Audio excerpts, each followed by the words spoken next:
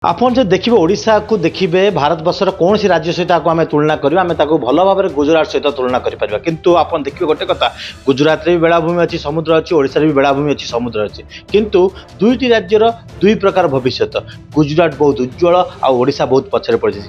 ଗୁଜରାଟ ଯେଉଁ ଭିତରେ ଅଗ୍ରଗତି କରୁଛି, ଗୁଜରାଟ ଗୋଟେ ବାଣିଜ୍ୟିକ ରାଜ୍ୟ ଭାବରେ ଜଣାଶୁଣା।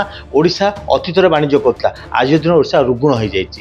ଆଜି ଓଡ଼ିଶାର ସମୁଦ୍ର ବେଳାଭୂମିରେ ବିଜନେସ୍ ହେଉନି, କିନ୍ତୁ ଗୁଜରାଟ ବେଳାଭୂମିରେ ବିଜନେସ୍ ଅଛି। ଆମେ ଏଠି ସମୁଦ୍ର ବେଳାଭୂମିରେ ଟୁରିଜିମ୍ କରିବା କଥା କହୁଛୁ, କିନ୍ତୁ ଗୁଜରାଟ ବେଳାଭୂମିରେ ଅନେକ ପୋର୍ଟ ଅଛି ଆଉ ସେ ପୋର୍ଟରେ ଅନେକ ପ୍ରକାର ବିଜନେସ୍ ଅଛି ଆଉ ଲୋକ ଏଠି ଏକ୍ସପୋର୍ଟ କରୁଛନ୍ତି। ବିଭିନ୍ନ ପ୍ରକାର ମାନୁଫ୍ୟାକ୍ଚରିଂ ଜିନିଷ ହେଉଛି ଆଉ ବିଭିନ୍ନ ଅନେକ ଚାକିରି ସୃଷ୍ଟି ହେଉଛି। ଯଦି ଓଡ଼ିଶାର ବେଳାଭୂମିରେ ଏଇଭଳିଆ ଅନେକ ପୋର୍ଟ ଜାତୀୟ ବାଣିଜ୍ୟିକ କାରବାର ହୁଅନ୍ତା, ତାହେଲେ ଓଡ଼ିଶାରେ ବି ଅନେକ ଚାକିରି ସୃଷ୍ଟି ହୁଅନ୍ତା।